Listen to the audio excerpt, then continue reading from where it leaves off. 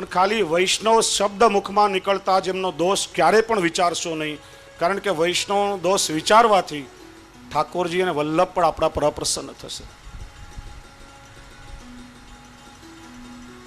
એટલા માટે શ્રી હરિરાયચરણ આજ્ઞા કરે છે, હરિજન કી હાંસી કરે તાહી સકલ વિધિ હાન. વૈષ્ણવની મજાક કરે, વૈષ્ણવની મસ્કરી કરે, વૈષ્ણવ પર ક્રોધ કરે, વૈષ્ણવના દોષો વિચારે, અપરાધ વિચારે, અનેક પ્રકારથી એની હાનિ થાય છે. તા પર કોપત વ્રજપતિ દુઃખ કો નહીં પરમાન. એના દુઃખનું તો કોઈ પ્રમાણ જ નથી. ને પ્રસંગ આપણે જોઈએ તો આગ્રાના ગુલાબદાસ, એમણે વૈષ્ણવ પાસે શ્રવણ કર્યું હતું કે જે પણ શ્રી ગુસાઈજીની શરણમાં જાય છે એમની ઠાકોરજીની નિકુંજ લીલામાં પ્રાપ્તિ થાય છે. એમને શ્રી ગુસાઈજીના સ્વરૂપમાં ભાવ તો હતો નહીં. કેવલ શ્રી ગુસાઈજીની પરીક્ષા કરવા માટે શ્રી ગુસાઈજી પાસે બ્રહ્મસમન લીધું કે જો બ્રહ્મસમન લીધા પછી મારી શું ગતિ થાય છે. બ્રહ્મસમન તો લીધું, હૃદયમાં ભાવ પણ હતો નહીં. આગ્રામાં ગણિકાના બજારમાં જઈને રહેવા લાગ્યા. મ્લેચ્છ જેવો આચાર વિચાર થયો, મ્લેચ્છના સમાન પહેરવેશ પહેરવા લાગ્યા. પોતાનું જીવન મ્લેચ્છની જેમ વિતાવે છે. એકવાર એક વૈષ્ણવને કોઢ નીકળ્યો, શ્રી ગુસાઈજીની પાસે આવ્યો.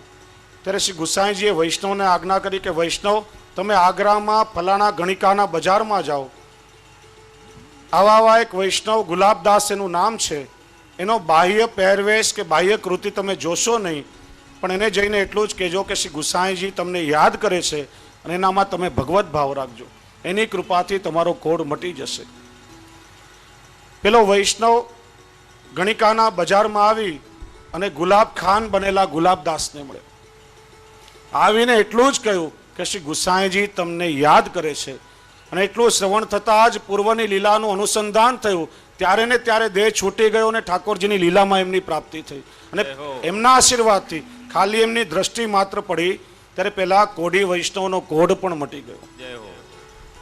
વૈષ્ણવનો બાહ્ય આચાર વિચાર શેના કારણે છે, શા માટે એવું કરે છે? એક પ્રસંગ સાંભળ્યો હતો કે કડીમાં એક ભગવદીય વૈષ્ણવ હતા. બહારનું ખાનપાન કરે નહીં, સમર્પિત લે, ભગવદીય જીવન જીવે, અને લૌકિકમાં એમની વાહવા શરૂ થઈ. લોકો એમના વખાણ કરે કે વાહ વાહ, કેવા ભગવદીય વૈષ્ણવ છે, આવા વૈષ્ણવનો સત્સંગ કરવો જોઈએ. ત્યારે એમણે વિચાર્યું કે લોકોએ આપણી બડાઈ શરૂ કરી છે, નીચે પડવાનો સમય આવી ગયો છે. આ બડાઈનો જો અહમ થશે તો ચોક્કસ બગાડ થશે. કંઈક એવું કરવું જોઈએ કે જેનાથી લોકો આપણી નિંદા શરૂ કરી દે. એકવાર નાતમાં કોઈક લૌકિક પ્રસંગ હતો. આખી નાત પ્રસાદ લેવા જમવા માટે બેઠી અને બધાની સાથે પેલા ભગવદીય વૈષ્ણવ પણ પાતળમાં બેસી ગયા. આસપાસના વૈષ્ણવ જોવા લાગ્યા કે તો આ સમર્પિત લેતા નથી, અને આ વૃદ્ધાવસ્થામાં પણ જીભની લાલચેની બુદ્ધિ બગાડી છે. આજે અહીંયા નાતમાં ખાનપાન કરવા આવી ગયા. પેલા વૈષ્ણવ વિચાર્યું કે નિંદા શરૂ થઈ છે, હવે ઠાકોરજીની કૃપાથી બચાશે. એક કણકા હાથમાં લઈ માથે ચડાવીને ત્યાંથી ચાલ્યા ગયા. કહેવાનો આશય, વૈષ્ણવ ક્રિયા શા માટે કરે છે, માત્ર એની બાહ્ય ક્રિયાનું દર્શન કરશો નહીં. વૈષ્ણવ શબ્દ પડતા જ એમાં ભગવત ભાવ રાખજો. જો વૈષ્ણવના દોષો વિચારશો, વૈષ્ણવની નિંદા કરશો, તો ક્યારે પણ વલ્લભ પ્રસન્ન નહીં થાય અને ઠાકોરજી પણ એ જીવ પર ક્યારે પણ પ્રસન્ન નહીં થાય. એટલા માટે શ્રી હરિરાયચરણ આજ્ઞા કરે છે, હરિ, ગુરુ અને વૈષ્ણવ ત્રણેયમાં સમાન ભાવ રાખી ત્રણેયની ભાવપૂર્વક સેવા વિચારવી. ભગવદીય વૈષ્ણવ મળે તો પ્રયત્નપૂર્વક સત્સંગ કરવો, પણ સામાન્ય લૌકિકમાં પણ વૈષ્ણવ શબ્દ પડતા એનામાં જો ભગવદીયત્વ ન હોય, સંગ નહીં કરવો, પણ એના દોષ તો ક્યારે પણ વિચારશો નહીં. તો આ રીતે શ્રી હરિરાયચરણ પુષ્ટિજીવના 13 કર્તવ્યનું દર્શન કરાવે છે. 41 શિક્ષાપત્રોમાંથી સારાંશ લઈ 7 દિવસો દરમિયાન આપણે પુષ્ટિજીવોના કર્તવ્યનો અહીંયા વિચાર કર્યો છે. શ્રી હરિરાય પ્રભુચરણ જે સાક્ષાત શ્રી ગુસાઈજીનું જ પ્રાગટ્ય, એમને શું આવશ્યકતા હતી 41 પત્રો લખવાનો, પરિશ્રમ કરવાની. શ્રી ગોપેશ્વરજી તો આજ્ઞા દ્વારા પણ આપ એમને સમજાવી શકતા હતા, પણ શ્રી ગોપેશ્વરજીને નિમિત્ત બનાવી આજના કાલના પ્રવાહમાં વહેતા આપણે વૈષ્ણવો આપણા સ્વધર્મથી વિચલિત નહીં થઈ જઈએ એટલા માટે શ્રી હરિરાય પ્રભુચરણે પરિશ્રમ કરીને 41 પત્રોરૂપી રત્નો આપણા માટે આપ્યા છે. વૈષ્ણવો દરરોજ શિક્ષાપત્રનો નિત્ય સત્સંગ કરજો. એકવાર પૂરું થાય તો કબાટમાં મૂકી દેવાનું એવું નહીં. એકવાર શિક્ષાપત્ર વંચાયું ફરીથી બીજી વાર શરૂ કરો. બીજી વાર પૂરું થયું પહેલા શ્લોકથી ફરીથી શરૂ કરો. જેટલી વાર વાંચશો એટલી વાર અલૌકિક ભાવો હૃદયમાં પ્રગટ થશે અને પ્રત્યેક વખતે તમારી પાત્રતાનું શુદ્ધિકરણ થશે અને તમે ઠાકોરજીના કૃપા પાત્ર બનશો. વૈષ્ણવ બીજું કંઈ સાહિત્ય નહીં વાંચશો તો ચાલશે. શિક્ષાપત્રમાં શ્રી હરિરાય પ્રભુચરણે શ્રી મહાપ્રભુજીના સમસ્ત વલ્લભીય સિદ્ધાંતને આત્મભાવથી અંકિત કર્યો છે. સમગ્ર 16 ગ્રંથ અને સુબોધિનીજીનો સાર એ શિક્ષાપત્ર છે.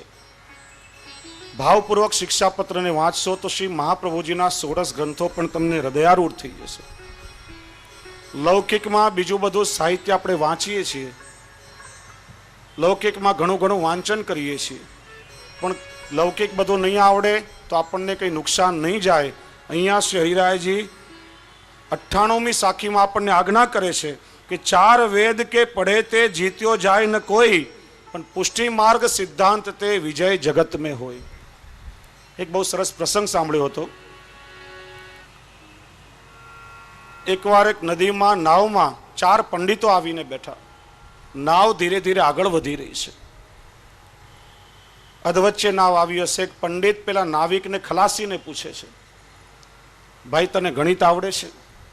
એટલે કે મહારાજ હું ગણિત ભણ્યો નથી, તારી જિંદગી પાણીમાં ગઈ. બીજા પંડિતે થોડી વાર પછી પૂછ્યું કે તું ઇતિહાસ ભૂગોળ કંઈ ભણ્યો ખરો? કે મહારાજ મને ઇતિહાસ ભૂગોળનું કંઈ જ્ઞાન નથી. બીજો કે તારી અડધી જિંદગી પાણીમાં ગઈ. ત્રીજાએ પૂછ્યું તને ભાષા સાહિત્યનું કંઈ જ્ઞાન ખરું? એટલે કે મહારાજ એ તો ક્યારેય શીખ્યો નથી. ત્રીજાએ કહ્યું તારી પોણી જિંદગી પાણીમાં ગઈ. નાવ થોડી આગળ વધી, ત્યાં ઘનઘોર વાદળો છવાયા, અનરાધાર વરસાદ અને તોફાન થયું, પ્રચંડ મોજા ઉછળવા લાગ્યા. એમ લાગતું હતું કે થોડી વારમાં નાવ પાણીમાં ડૂબી જશે. પેલા ખલાસીએ 4 પંડિતોને પૂછ્યું કે મહારાજ તમને તરતા આવડે છે? પેલા કે ના, મારી તો પોણી જિંદગી પાણીમાં ગઈ, તમારી આખી પાણીમાં જશે. જય હો. સંસારમાં બીજું કંઈ નહીં આવડે તો ચાલશે, પણ સ્વમાર્ગીય સિદ્ધાંત હૃદયારૂઢ થાય એ આપણા સૌના માટે અતિ આવશ્યક છે.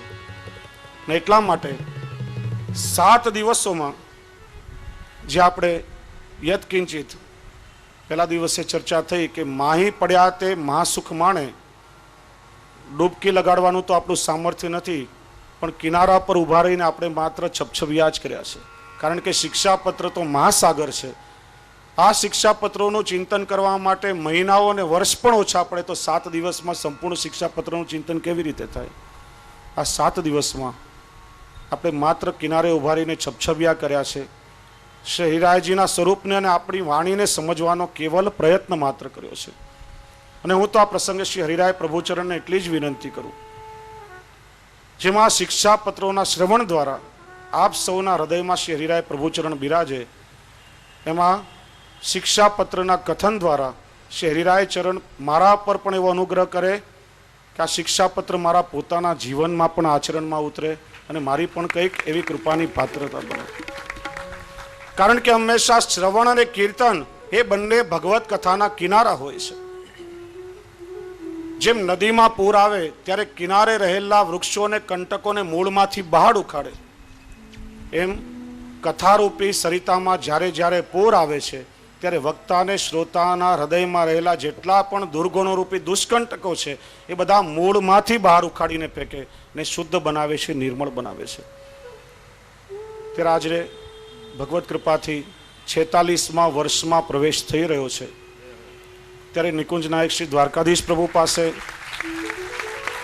શ્રી આચાર્ય ચરણ મહાપ્રભુ શ્રી વલ્લભાચાર્યજી પાસે, શ્રી ગુસાઈજી પ્રભુચરણ પાસે, શ્રી હરિરાય મહાપ્રભુ પાસે, શ્રદ્ધેય પિતૃચરણ પાસે અને આપ સૌ વૈષ્ણવોને પણ એટલું જ કહીશ કે આપ સૌ હૃદયથી એટલા જ આશીર્વાદ આપો કે સમગ્ર જીવન ઠાકોરજીની સેવા અને કથામાં વ્યતીત થાય. આ શિક્ષાપત્ર આપણા સૌના જીવનમાં આચરણમાં ઉતરે, એ જ આપણા સૌના જીવનનો સાચો શ્રેય છે.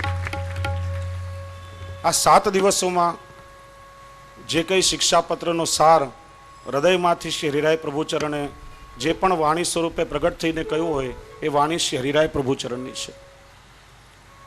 મારી અલ્પ બુદ્ધિથી જે કંઈ ત્રુટિઓ રહી ગઈ હોય એ મારી પોતાની છે.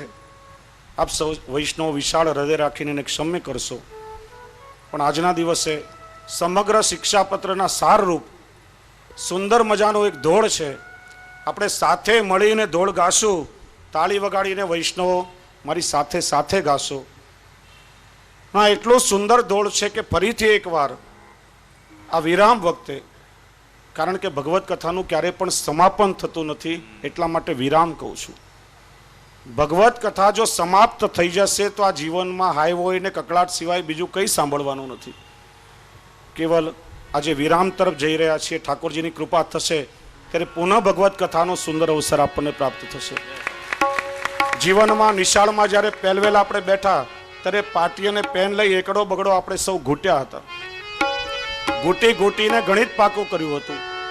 પણ આ સમયે ફરીથી આપણે એકડાથી લઈને 10 સુધીમાં એકડા બગડાને થોડું ઘૂંટીએ. કારણ કે જીવનનું ગણિત છે સરવાળો સત્કર્મનો, ગુણોનો ગુણાકાર, બાદ બાકી બુરાઈની અને ભયનો ભાગાકાર. તો પુનઃ એકડેથી લઈને આપણે સૌ ગણિત ઘૂંટીએ. આપણે સૌ વૈષ્ણવ સાથે મળીને સહગાન કરશું, તાળી વગાડીને ગાશો. શ્રી વલ્લભ વલ્લભ ગાઓ તો ભવસાગર તરી જાઓ, વાલા વૈષ્ણવ ગૌલોક જાઓ સહેલ છે. વલ્લભ વલ્લભ ગાઓ તો ભવસાગર તરી જાઓ, વાલા વૈષ્ણવ ગોલોક જાઓ સહેલ છે. શ્રી વલ્લભ વલ્લભ ગાઓ તો ભવસાગર તરી જાઓ, વાલા વૈષ્ણવ ગૌલોક જાઓ સહેલ છે.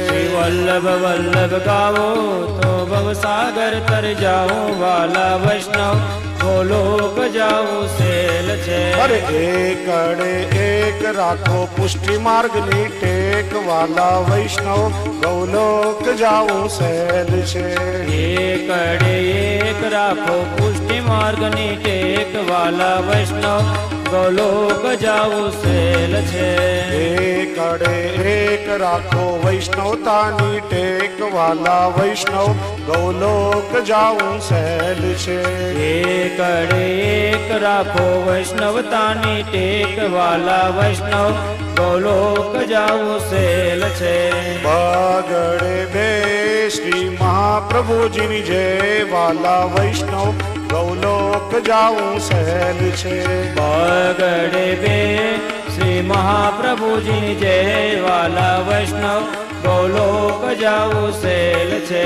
બગડે બે શ્રી ગુરુદેવની જય, વાલા વૈષ્ણવ ગૌલોક જાઓ સહેલ છે. બગડે બે सभी साथ में मिलकर भाव से गाइए. जय वाला वैष्णव ગોલોક જાઓ સહેલ છે. પ્રગડે ત્રણ સેવામાં રાખો મન, વાલા વૈષ્ણવ ગૌલોક જાઓ સહેલ છે. ત્રગડે ત્રણ સેવામાં રાખો મન, વાલા વૈષ્ણવ ગોલોક જાઓ સહેલ છે. પ્રગડે ત્રણ સત્સંગમાં રાખો મન, વાલા વૈષ્ણવ ગૌલોક જાઓ સહેલ છે. પ્રગડે ત્રણ સત્સંગમાં રાખો મન, વાલા વૈષ્ણવ ગોલોક જાઓ સહેલ છે. ચોગડે ચાર સત્ય ઉચ્ચાર, વાલા વૈષ્ણવ ગૌલોક જાઓ સહેલ છે. ચોગડે ચાર સત્ય ઉચાર, વાલા વૈષ્ણવ ગોલોક જાઓ સહેલ છે. અરે ચોગડે ચાર શ્રી વલ્લભ નામ ઉચ્ચાર, વાલા વૈષ્ણવ ગૌલોક જાઓ સહેલ છે. ચોગડે ચાર શ્રી વલ્લભ નામ ઉચાર, વાલા વૈષ્ણવ ગોલોક જાઓ સહેલ છે. પાંચડે પાંચ શ્રીમદ ભાગવત વાંચ, વાલા વૈષ્ણવ ગૌલોક જાઓ સહેલ છે. પાંચડે પાંચ શ્રીમદ ભાગવત વાંચ, વાલા વૈષ્ણવ ગોલોક જાઓ સહેલ છે. પાંચડે પાંચ પાંચ શિક્ષાપત્ર વાંચ વાલા વૈષ્ણવ ગૌલોક જાવું સહેલ છે. પાંચડે પાંચ શ્રી શિક્ષાપત્ર વાંચ વાલા વૈષ્ણવ ગોલોક જાવું સહેલ છે. છ ગડે છ તમે પ્રભુના પ્યારા છો વાલા વૈષ્ણવ ગૌલોક જાવું સહેલ છે. છગડે છ તમે પ્રભુના પ્યારા છો વાલા વૈષ્ણવ ગોલોક જાવું સહેલ છે.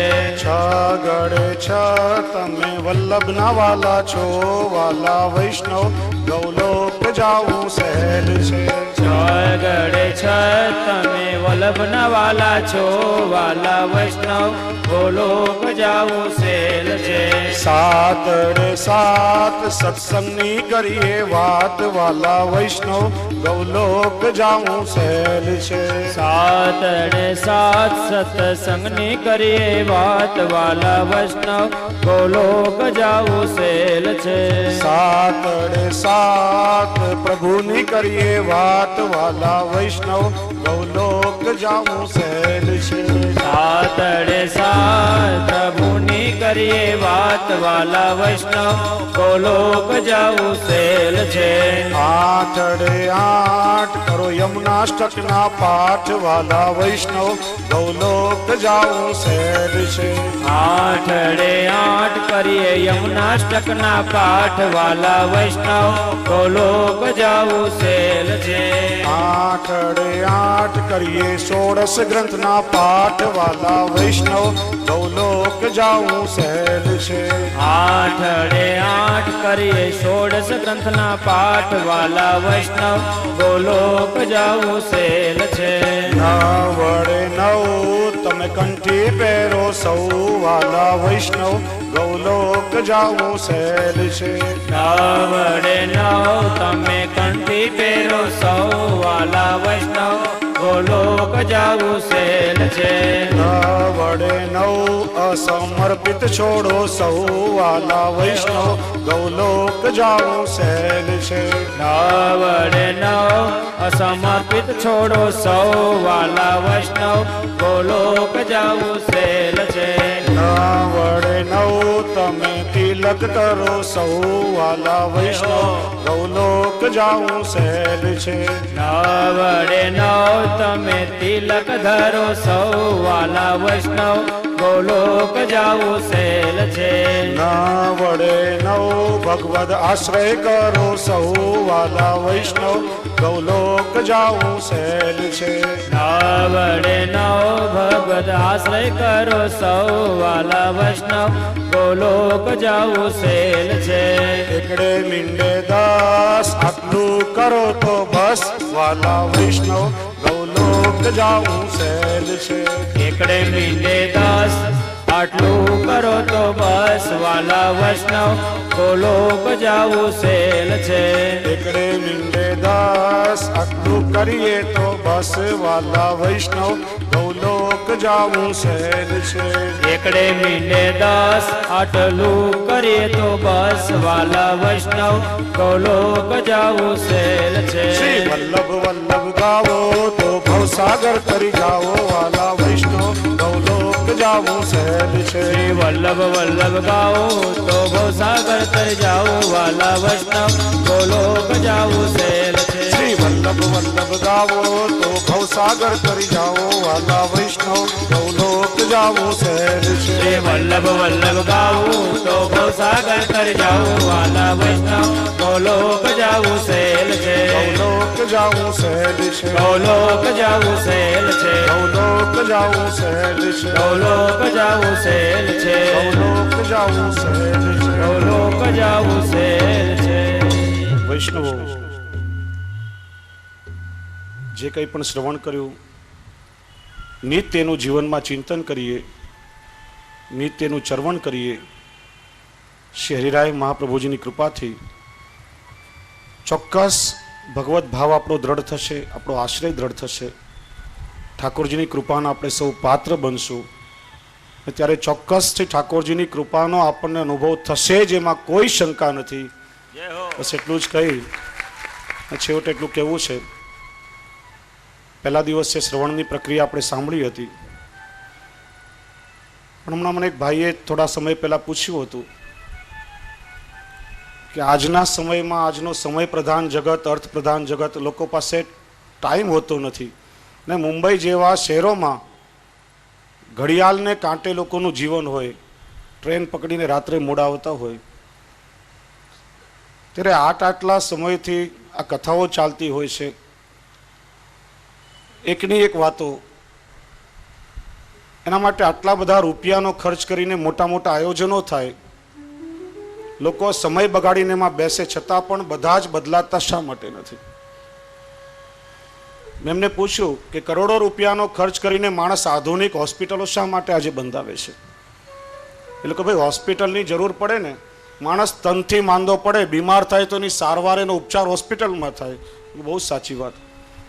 માણસ શરીરથી માંદો પડે તો એની સારવાર હોસ્પિટલમાં થાય, પણ માણસ મનથી માંદો પડે તો એનો ઉપચાર ભગવત કથામાં જ થઈ શકે. અનેક મનના માંદા મરી જઈથી સારા થઈને જવાના દાખલા છે. કેટલાય લોકોના જીવનમાં પરિવર્તન આવ્યું છે. વિશુદ્ધ હૃદયથી શુદ્ધ ભાવ રાખીને જેણે જેણે શ્રવણ કર્યું એના જીવન બદલાયા વગર રહેતા નથી. પણ મેં કહ્યું, તમે કહો છો ને કે બધા બદલાતા નથી. મેં એમને વાત કરી કે એક જુવાન કથાકાર બહુ સુંદર કથા કરે, ને હવે તો સમય બદલાયો. અત્યારે તો તમે જો આ કથામાં મોટા ભાગે કાળા માથા જ દેખાય છે. સમય ખૂબ આગળ અને સારો આવી રહ્યો છે. આજે યુવાનોને પણ ભગવત કથામાં આસક્તિ દ્રઢ થઈ રહી છે. પણ પહેલા એવું થતું, મોટે ભાગે લોકો કહેતા કે ભગવદ વાર્તામાં, કથામાં, હવેલીમાં, દર્શનમાં ખાલી ધોળા માથા જ દેખાતા હોય, જુવાનોને રસ નહીં. કે થોડા બહુ વૃદ્ધ લોકો કથા સાંભળવા આવે ત્યારે એકવાર પેલા કથા એક વૃદ્ધ માણસને ઊભા કરીને કહ્યું કે તમારા જેવા વૃદ્ધો આ કથામાં આવે છે, સારી વાત છે, તમને શાંતિ મળશે, સમાધાન મળશે, તમારી ઉત્તરાવસ્થા સુધરી જશે. પણ તમારા જુવાન દીકરાઓ જે તમને કથા મંડપની બહાર મૂકીને ચાલ્યા જાય છે, એમને પ્રયત્ન કરીને શા માટે સાથે નથી લાવતા? થોડો સમય સાથે લાવો. થોડો પણ શ્રવણ કરશે તો તાત્કાલિક સુધરશે, સારો કર્મયોગ કરશે, એના જીવનમાં પરિવર્તન આવશે, એના જીવનનો વિકાસ થશે, સમાજને કંઈ ફાયદો થશે. ત્યારે હાથ જોડીને પેલા વૃદ્ધ માણસે કહ્યું કે અમારા જુવાન દીકરાઓનું કથામાં કામ નહીં, કેમ કે કાચી બુદ્ધિના છે, અપરિપક્વ બુદ્ધિના છે. તમે જે કંઈ કહો છો એ બધું સાચું માની લેશે તો પછી અમારા કામના નહીં રહે. કથામાં તો અમારા જેવા પાક્કા માણસોનું કામ, તમે ગમે એટલું કહો, અમને કઈ અસર થાય નહીં. ન બદલાવાનું નક્કી કરીને મોટો વર્ગ કથામાં આવે ને આપણે કહીએ સમાજ બદલાતો નથી, તો કેટલું યોગ્ય છે? એટલે આજે છેલ્લે એટલું જ કહીશ કે આ 7 દિવસમાં ટનભર પ્રવચન થયું હોય, તમે મનભર શ્રવણ કર્યું હોય, પણ કણભર એને આચરણમાં ઉતારવાનો પ્રયત્ન કરજો. ચોક્કસ કૃપાના પાત્ર બનશો, ઠાકોરજીની કૃપાનો અનુભવ થશે. એટલું જ કહીને મારી વાણી શ્રી હરિરાય ચરણના યુગલ ચરણોમાં સમર્પિત કરું છું. અને હવે જેની આપણે સૌ રાહ જોઈ રહ્યા હતા, આજના સમાપન સત્રમાં, વિરામ સત્રમાં સૌથી પ્રથમ લાલન ચિરંજીવી અનુગ્રહ બાવા અહીંયા બેસી આજે 2 મિનિટ માટે શિક્ષાપત્ર પર પ્રવચન કરવાના છે. એ પહેલા આપણા સૌના, આપણા પોતાના અને વૈષ્ણવોની સેવા અને સમાજની સેવા કરવા માટે હંમેશા અગ્રેસર અને તત્પર રહેતા હોય. રાત્રે 2 વાગે આપણે એમને ફોન કરીએ, સમય જોયા વગર 2 વાગે રાત્રે દોડીને આવે ને લોકોના ગમે તેવા કાર્યોને તરત જ સાધે એવા આપણા સૌના લોકલાડીલા શ્રી યોગેશભાઈ સાગર પણ આજે આપણી વચ્ચે અહીંયા ઉપસ્થિત છે. આપણે સૌ તાળીઓથી એમનું સ્વાગત કરીએ અને પૂજ્ય પિતૃચરણ પ્રસાદી ઉપરનો આપી આપશીને આશીર્વાદ આપશે.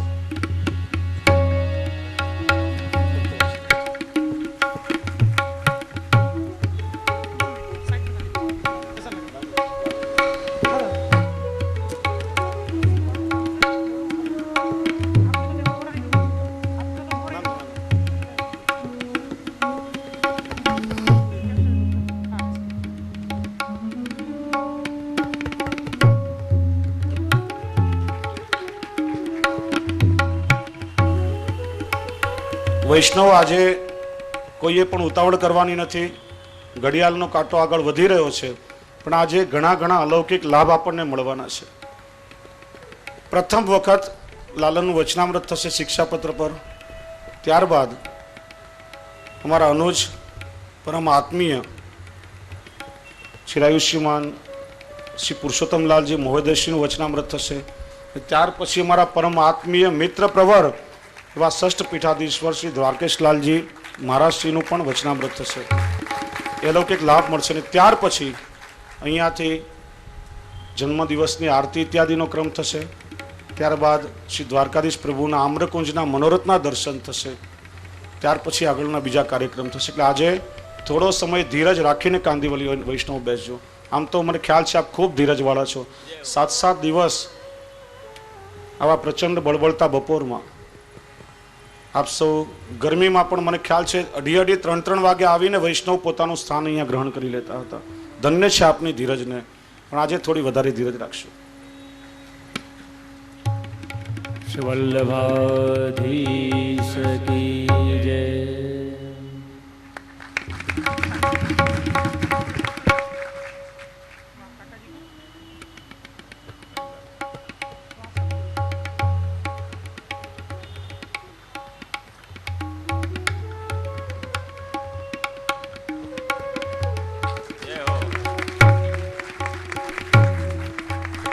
અમારા બાલ સરસ્વતી શ્રી અનુગ્રહ કુમારજી કાલી ભાષામાં આપણે શિક્ષાપત્ર સંભળાવશે. વલ્લભાચાર્ય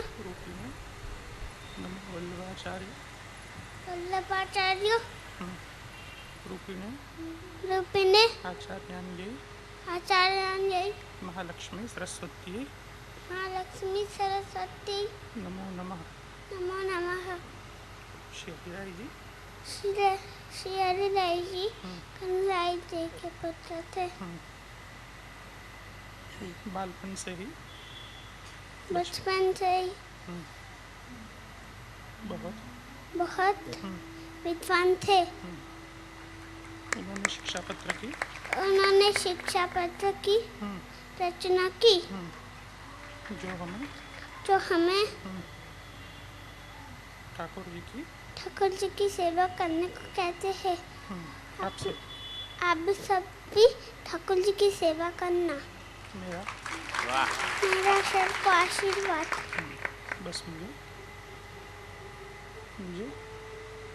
मेरा सबको आशीर्वाद.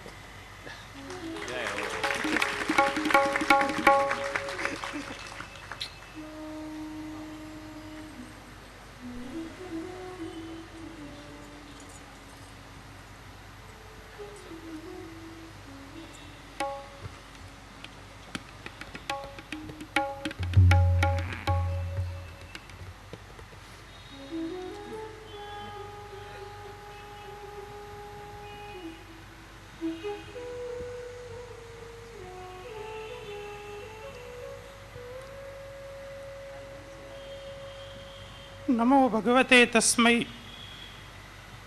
कृष्णायात भूतकर्मणे रूप नाम विभेदेन जगत क्रीडति यो यथा पुष्टिमार्गीय सर्वज्ञ करुणारस पूरित श्रेष्ठ फल प्रदाता च तस्मै श्री गुरुवे नमः.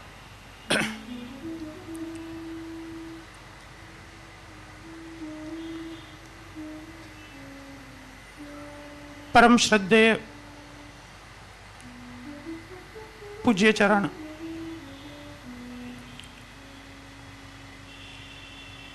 आचार्य पीठ पर विराजमान श्रद्धेय पूज्य भ्रातुचरण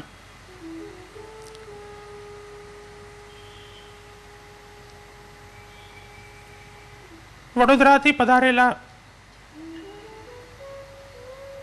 षष्ठ पीठाधीश्वर परम श्रद्धेय आत्मीय श्री द्वारकेशलाल जी महाराज श्री तथा शिक्षापत्रનું રસપાન કરવા બિરાજેલા ભાગ્યવાન પ્રિય વૈષ્ણવજનો,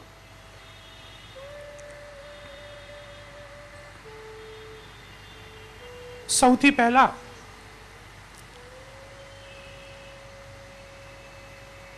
તો મારા વતી અને આપ સૌ વતી પૂજ્ય ભ્રાતુચરણને આજના જન્મદિવસની ખૂબ ખૂબ વધાઈ.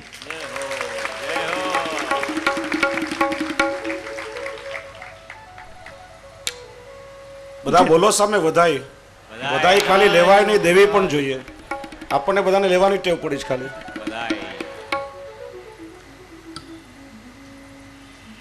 વધાઈ કેમ આપવી હું પછી આપને છેલ્લે બતાડીશ.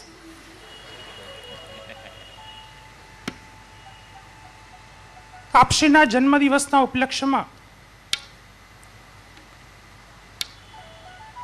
આપશ્રીના જ મુખારવિંદથી આપણે 7 દિવસ શ્રી હરિરાયજીની વાણીનું અવગાહન ચિંતન કર્યું.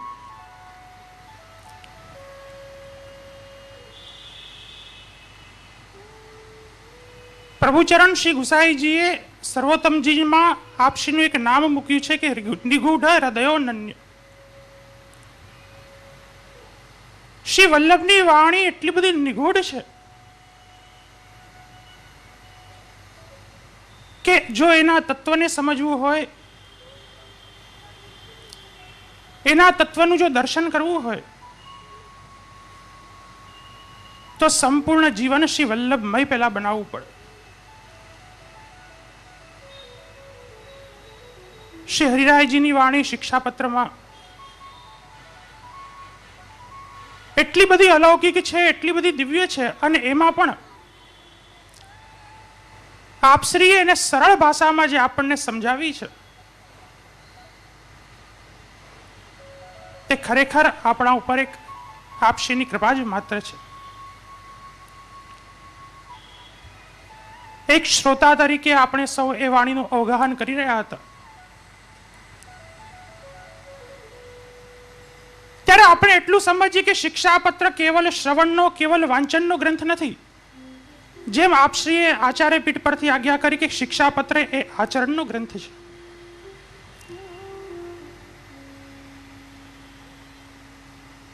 ભગવદ્ ગીતામાં પણ કહ્યું છે કે નાયમ આત્મા પ્રવચનેન લભ્ય. આત્માનો ઉદ્ધાર કેવલ પ્રવચન સાંભળવાથી કે શ્રવણ કરવાથી થતો નથી. એના માટે આચરણ એ ખૂબ જ જરૂરી છે. એટલા માટે જ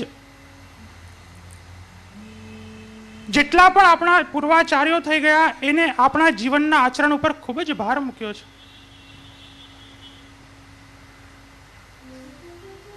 આપણે સૌ શ્રોતાગણ છીએ, પૂજ્ય શ્રી વક્તા છે.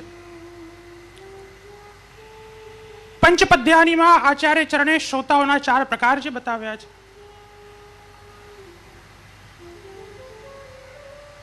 કે શ્રોતા કેવા પ્રકારના હોવા જોઈએ જેથી કરીને જે ભગવદ ગુણગાન આચાર્ય પીઠ પરથી થઈ રહ્યું છે તેનું આપણે સંપૂર્ણપણે અવગાહન, ચિંતન અને મનન કરી શકીએ. અને આજની ભાષામાં જો કહું તો ખરેખર વક્તા બનવા કરતા શ્રોતા બનવામાં જ આનંદ છે. કારણ કે 3-3, 4-4 કલાક બેસવું પડે. હવે વક્તાને જો જલની તરસ લાગી હોય તો પાણી પી શકે ખરા? પણ શ્રોતા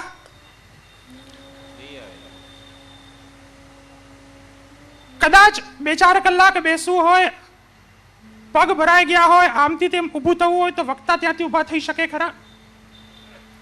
પણ શ્રોતાગણ. અને સૌથી મજાની વાત તો એ છે કે શ્રોતાઓ બેસે ક્યાં? જમીન ઉપર. અને વક્તાઓ બેસે ક્યાં? સ્ટેજ ઉપર, જેને આપણે ચોકી, હિન્દીમાં એને ચોકી કહેવાય. જમીન પર બેસે જમીનદાર કહેવાય અને ચોકી પર બેસે ચોકીદાર કહેવાય. ખરેખર વક્તાઓ ચોકીદાર જ છે, સમાજની ચોકી કરે છે. સત્સંગના માધ્યમથી આપણામાં શું આવવા દેવું છે, દુત્સંગના માધ્યમથી શું નથી આવવા દેવું, આની ચોકી ખરેખર આપશી જેવા સમર્થ બિરાજમાન વક્તાઓ જ કરી શકે છે. અને એટલા માટે જ્યારે આપણને શ્રોતા બનવાનું અલૌકિક દિવ્ય લાભ પ્રાપ્ત થયું છે ત્યારે એક શ્રોતા તરીકે જે શ્રવણ કર્યું છે એને એક સાચા વૈષ્ણવ તરીકે જીવનમાં ઉતારવાનો પણ આપણે પ્રયત્ન કરીએ.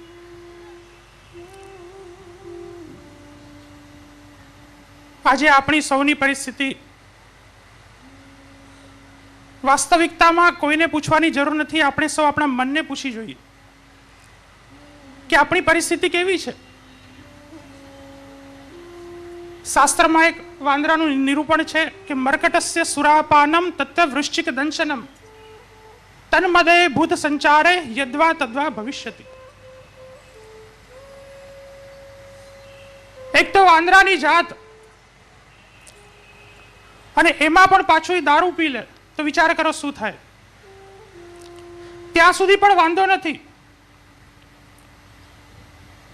પણ એ દારૂ પીધેલા વાંદરાને જ્યારે વીછી ડંખ મારે ત્યારે એની પરિસ્થિતિ શું થાય? અને ત્યાં સુધી એ વાંધો નથી. હવે એવા વીછી મારેલા વાંદરાને જો ભૂત વળગી જાય તો વિચાર કરો કે એ વાંદરાની દશા કેવી થાય. આજે આપણને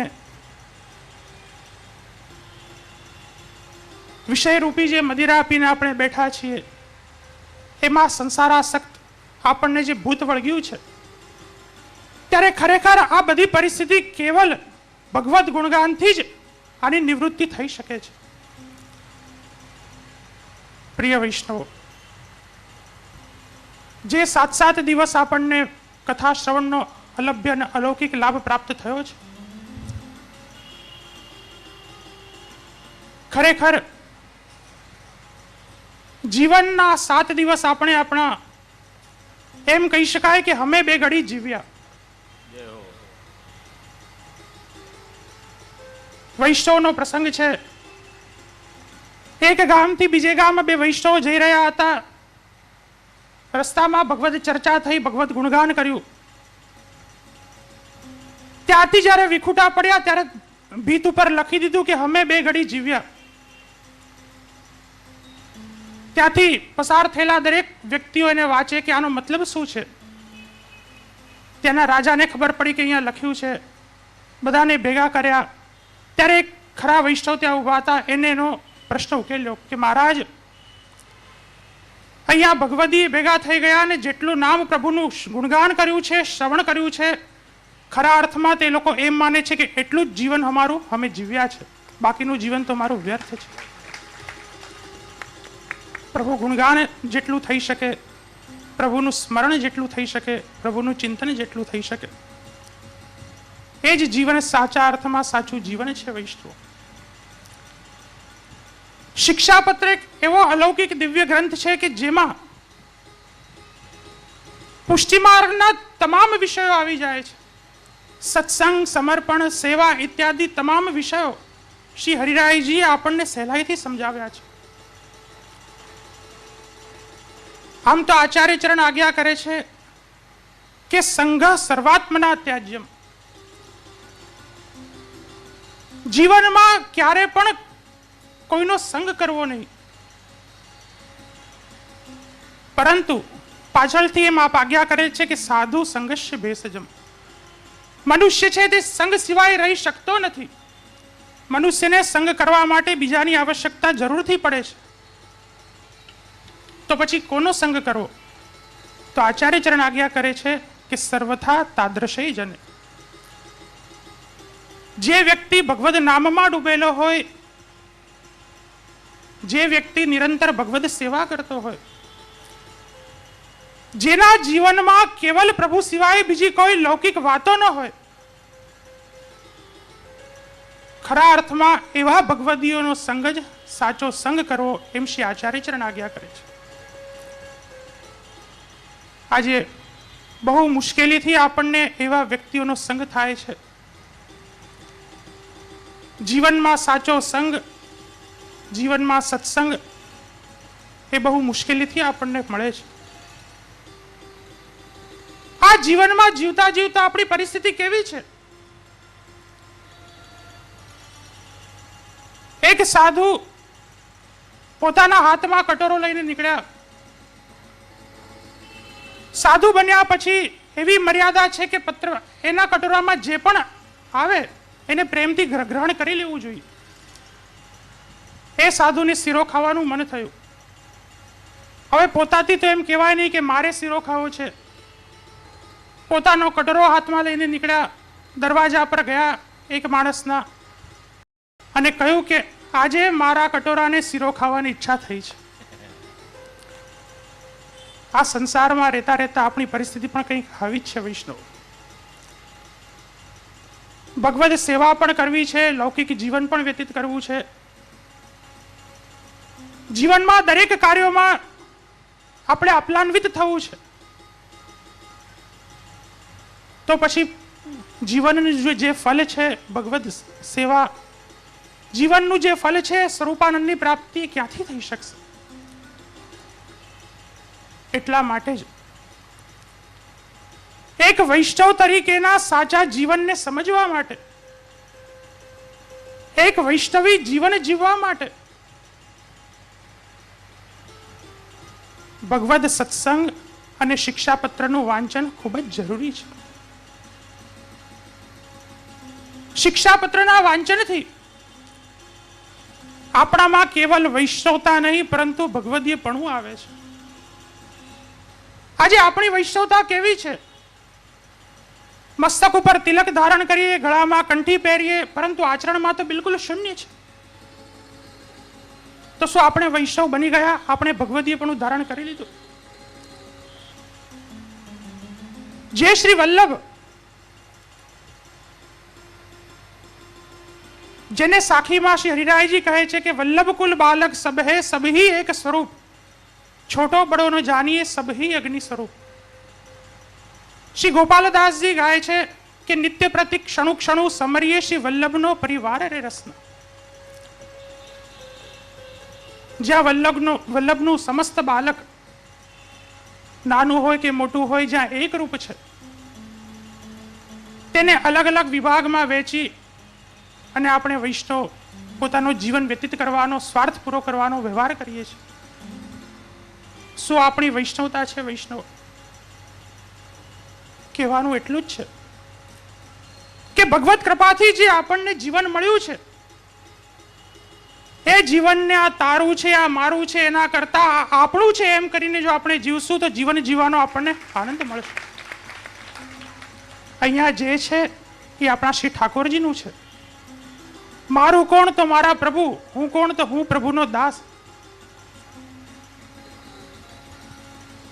આ ભાવના જ્યારે ઉત્પન્ન થાય છે ત્યારે જીવન જીવવાનો એક અલૌકિક આનંદ મળે છે. વિષ્ણુ શ્રી વલ્લભના સ્વરૂપને જે વાત કરી ત્યારે હમણાં જ નાથક દ્વારામાં લગ્ન પ્રસ્તાવ હતો. 7 પીઠના આચાર્ય બાળકો સમસ્ત વલ્લભકુલ પરિવાર ત્યાં એકત્રિત થયો હતો. ત્યારે મોટાથી લઈને નાના જેટલા પણ બાળકો પધારે, તિલકાયત મહારાજ ઉભા થઈને તેમનું અભિવાદન કરે. લાલન પણ ત્યાં, દાદાજી પધાર્યા પછી લાલન પણ ત્યાં પાછળથી પધાર્યા ખેલતા ખેલતા. તિલકાયત મહારાજ ઉભા થઈને અભિવાદન કર્યું. ત્યારે દાદાજી આજ્ઞા કરે કે આપ તો તિલકાયત છો, આપ મોટા છો, લાલન પધારે તો આપને ઊભા થવાની આવશ્યકતા શું છે? ત્યારે આપે આજ્ઞા કરી કે જેમ આપ મારી માટે વલ્લભકુલનું બાલક છો, એમ લાલન પણ મારી માટે વલ્લભકુલનું બાલક જ છે. આ ભાવમાં જ્યારે વલ્લભકુલના બાળકો જો બિરાજતા હોય તો પછી વૈષ્ણવોએ કોઈ એમાં ભેદ ઉત્પન્ન કરવાની આવશ્યકતા રહેતી જ નથી. અને એટલા માટે જ આ બધી વસ્તુમાં પડવા કરતા કેવલ ભગવદ સેવા, ભગવદ ચિંતન,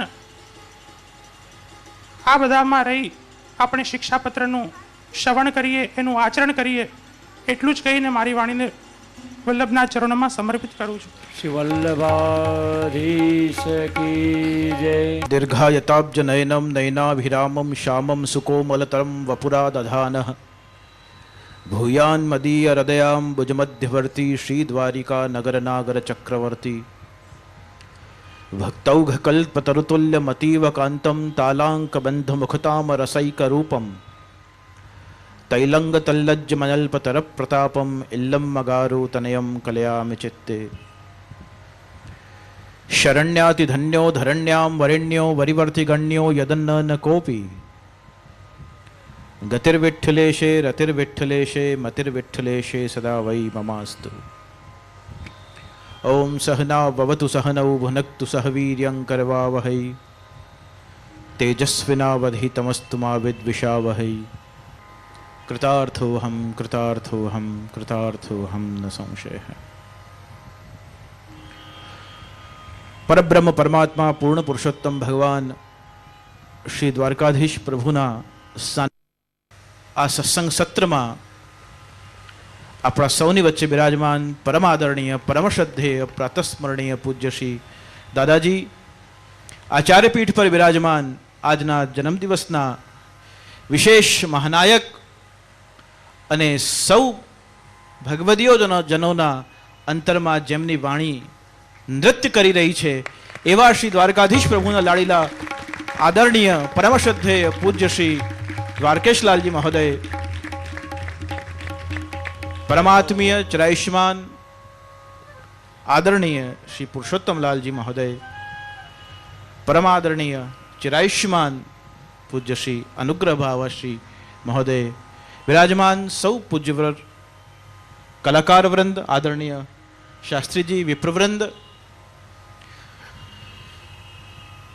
પૂજ્ય શ્રી દ્વારકેશલાલજી દાદાભાઈના ચરણોમાં સદૈવ સમર્પિત સર્વ આત્મીય પ્રિય અને સમર્પિત સ્વજન સેવક વૃંદ અને ઉપસ્થિત સૌ વલ્લભીય સ્વજન વૈષ્ણવજનો, આજના સૌ પ્રથમ તો આપના જન્મદિવસ નિમિત્તે જ્યારે શ્રી દાદાજી સ્વયં શ્રી હરિરાય મહાપ્રભુ મંચ પર પાછળ ઊભા ઊભા જે બલ અને આંખોમાં જલ પ્રદાન કરી રહ્યા છે એવા જે દાદાજી શ્રી પુરુષોત્તમલાલજી દાદાજી, શ્રી વિઠ્ઠલેશ દાદાજી અને ચતુર્થ ફલપ્રાપ્તિ સ્વરૂપે પ્રત્યક્ષ વિદ્યમાન પૂજ્ય શ્રી બ્રજવંજલાલજી મહારાજ શ્રી પૂજ્ય શ્રી દાદાજીના આ ધર્મ અર્થ કામ મોક્ષ ચારે ચાર વડીલોના સંરક્ષણમાં જેમની અસ્ખલિત વાણીથી આપ સૌ અનુગ્રહિત થયા છો એવા આદરણીય શ્રી દ્વારકેશલાલજી મહોદય દાદાભાઈના જન્મદિવસ નિમિત્તે જા દિન કો તરસત મેરી સજની જે જન્મદિવસ માટે આપણે વારંવાર વિનંતી કરીએ, વૈદિક શબ્દોમાં કહું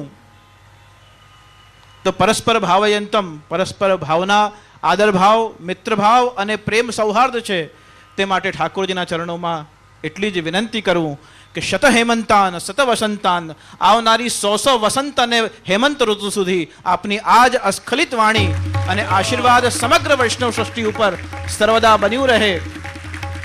ये हकीकत है कि होता है असर बातों में, तुम भी मिल जाओगे 2-4 मुलाकातों में, और तेरे वादों ने मुझे घर से निकलने न दिया, लोग मौसम का मजा ले गए बरसातों में.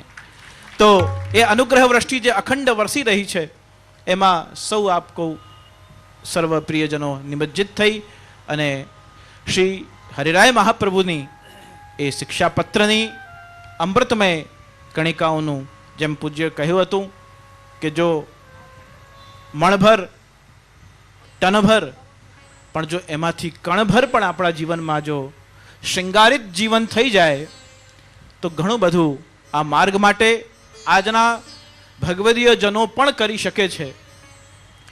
ઠાકોરજી પણ એ જ છે, વલ્લભકુલ પણ એ જ છે, બ્રજની લીલા પણ એ જ છે, સામર્થ્ય પણ એ જ છે અને માધુર્ય પણ એ જ છે. બસ આપણા ઉપર ચઢેલા જે આવરણો છે એનું જો પ્રક્ષાલન થઈ જાય અને એ પ્રક્ષાલન આ માર્ગની પરંપરા અને આ ભારતીય વૈદિક સનાતન હિન્દુ ધર્મની સંસ્કૃતિ આ ત્રણેય ભૂમિકાથી એ પ્રક્ષાલન થઈ શકે છે. આ દેશ, આ ધર્મ અને આ વિચારધારા જ્યારે શિક્ષામૃત મહોત્સવ ઉજવાઈ રહ્યો છે ત્યારે એટલું જરૂર કહેવા માંગીશું કે આ દીક્ષા, શિક્ષા અને ભિક્ષાની સંસ્કૃતિ છે. શ્રી હરિરાય મહાપ્રભુજીની વાણીથી આપને શિક્ષામૃતમાં અભિષિક્ત કર્યા બાદ પૂજ્ય દાદાભાઈએ આચાર્ય સ્થાનથી માગ્યું કે જીવનભર આજ સેવાયામ વા કથાયામ વા શ્રી દ્વારકાધીશ પ્રભુની સેવા આપણને પ્રાપ્ત થાય અને નિરંતર પ્રભુની આ ગુણાનુવાદ ગાવાની જે ભાવપૂર્ણ શૈલી છે એ સત્સંગનું સૌભાગ્ય પ્રાપ્ત થાય.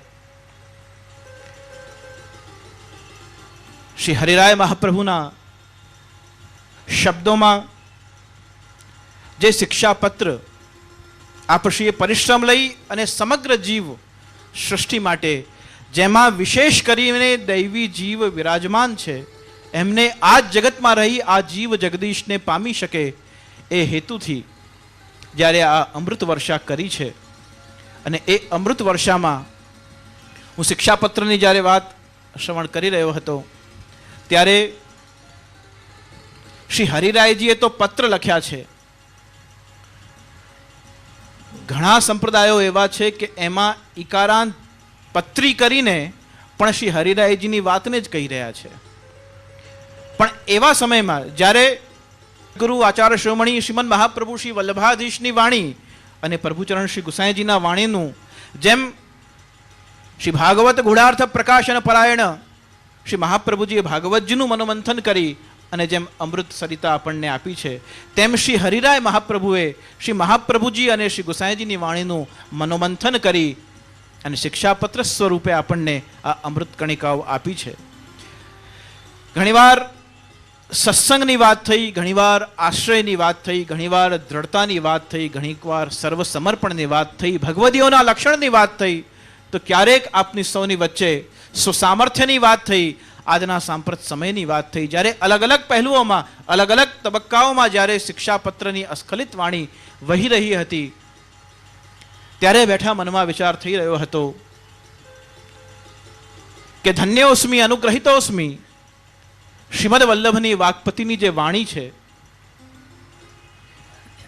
એ કેવી રીતે સહજતાથી સીધી સીધી શાસ્ત્રમ અવગત્ય મનોવાગદૈહી શ્રી કૃષ્ણ સેવ્ય શાસ્ત્રનું અવગાહન કરી અને મનવાણી બુદ્ધિને પવિત્ર કરે અને સહજ રીતે મનવાણી બુદ્ધિ એનો સ્વીકાર કરી લે એવી રીતે આચાર્ય પીઠથી પૂજ્ય શ્રી દાદાભાઈની વાણી એ શિક્ષાપત્રના ગહન અર્થોને સહજ રીતે આપ સુધી પહોંચ, ક્યારેક ઉદાહરણ દ્વારા, ક્યારેક સાંપ્રત સમયની અલગ અલગ પરિસ્થિતિઓ દ્વારા અને ક્યારેક શાસ્ત્રના ઊંડાણ દ્વારા ત્રણેય તબક્કાઓમાં આપ સુધી વાતો પહોંચી રહી હતી.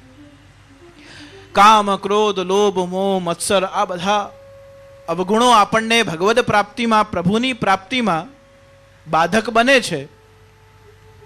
અંતે આપણે ઘણી બધી કથા શ્રવણ કરીએ, સત્સંગ કરીએ, ભગવદ નામ લઈએ, ભગવદ સેવા કરીએ, ક્યારેક ગ્રંથોના માધ્યમથી પોતે વાંચીએ, પોતે જ સત્સંગ કરીએ, ઘણીવાર કોઈ બોલે અને આપણે સાંભળીએ, સત્સંગ કરીએ, ઘણીવાર જે બોલાયું હોય, જે વાંચ્યું હોય એનું કંઈ પણ બોલાયા વગર સતત એનું ચિંતન કરીએ.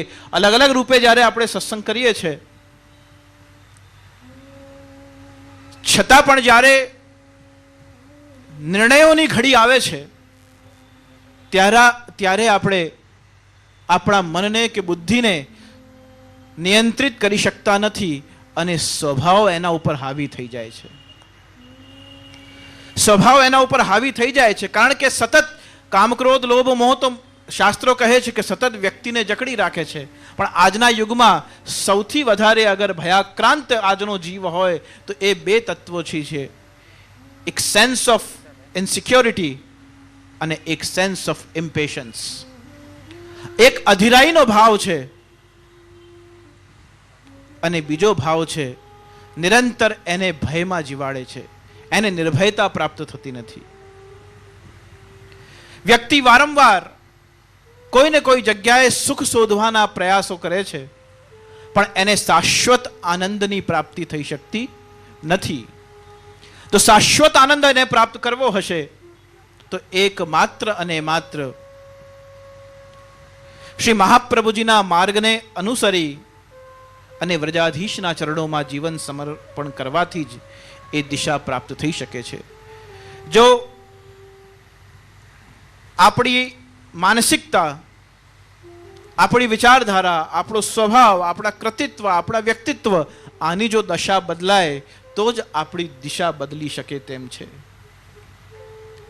इस शहर में धुंध है धुआं है, इस शहर में धुंध है और धुआं है, ह्यूमिड પણ છે ને પોલ્યુશન પણ છે. इस शहर में धुंध है धुआं है, मेरा साया भी सरफरोश सा लगता है, मेरा साया भी सरफरोश सा लगता है. वो दूर हो तो बहुत फिक्र होती है मुझे, वो दूर हो तो बहुत फिक्र होती है मुझे, और वो पास हो तो फिर मुझे डर लगता है. વ્યક્તિ ઘણીવાર પોતાની જાતથી ભયાક્રાંત છે તો ઘણીવાર બીજા અન્યના શબ્દો, વિચારધારા, સ્વભાવ, રહેનસહેન, શૈલી અને પ્રતિભાથી બેચેન છે. અને આવી સ્થિતિમાં એ અલગ અલગ સ્થાનોથી સુખ પ્રાપ્ત કરવાના પ્રયત્ન કરે છે. સૌથી પહેલા એ સુખ ક્યાં શોધે છે? તો મનોવિજ્ઞાનના સાયકોલોજિસ્ટ કહે છે કે સૌથી પહેલા વ્યક્તિ સુખ શોધવાના પ્રયત્ન વિજ્ઞાન દ્વારા કરે છે. બહુ ગરમી લાગતી હોય તો આપણે પંખો છે, એર કુલર છે, એર કન્ડિશનર્સ છે, જે કંઈક વિજ્ઞાને આપ્યું છે એની સામે જઈએ અથવા તો એના વાતાવરણમાં પહોંચી જઈએ એટલે આપણે સમજીએ છીએ કે આપણને સુખ પ્રાપ્ત થઈ ગયું, પણ એ ક્ષણિક છે. એ શાશ્વત સુખ આપણને આપી શકતું નથી. બીજો આજનો માનવી સુખ શોધવાનું પ્રયત્ન કરે છે કલામાં. 3 કલાક જ્યારે આપણે સિનેમા ઘરમાં પ્રવેશ કરીએ છીએ ત્યારે બહુ સુપરહિટ ફિલ્મ હોય તો પ્રવેશ કરતી વખતે આપણે બહુ એક્સાઇટેડ હોઈએ છીએ અને ખૂબ ઉત્સાહમાં પ્રવેશ કરીએ છીએ, પણ 3 કલાક એને જોયા બાદ જ્યારે પાછો સમુદાય બહાર આવતો હોય ત્યારે જેટલો જતી વખતે પ્રસન્ન અને ખુશખુશાલ હતો 3 કલાક પછી આવતી વખતે એટલો ખુશ દેખાતો નથી. ક્યારેક સંગીત દ્વારા, ક્યારેક મોજ શોખના સાધનો દ્વારા વ્યક્તિ સુખ શોધે છે, પણ એને શાશ્વત સુખ પ્રાપ્ત થઈ શકતું નથી. ઘણીવાર વ્યક્તિ આજના યુગમાં રાજનીતિથી પણ સુખ શોધવાના પ્રયત્ન કરે છે કે આને નહીં ને આને આપણે સિલેક્ટ કરો તો આપણા કષ્ટોનું નિવારણ થશે. વિકલ્પ, ઓપ્શન્સમાં વ્યક્તિ દ્વૈતવાદમાં પડી અને આ નહીં તો એ સહી, એ નહીં તો ઓર સહી. याम चिंतयामि सततम मयिसा विरक्ता साप्यन्न मेच्छति सजनम जनोन्यशक्तः अस्मत् कृते परितुष्यति काचिदन्या धिक्ताम च तम च मदनम च इमाम च माम च. याम चिंतयामि सततम मयिसा विरक्ता साप्यन्न मेच्छति. નિરંતર રાજનીતિમાં પણ એ સુખ શોધે છે કે હવે આ નહીં આ આવ્યા છે તો આપણા સમસ્યાઓનું સમાધાન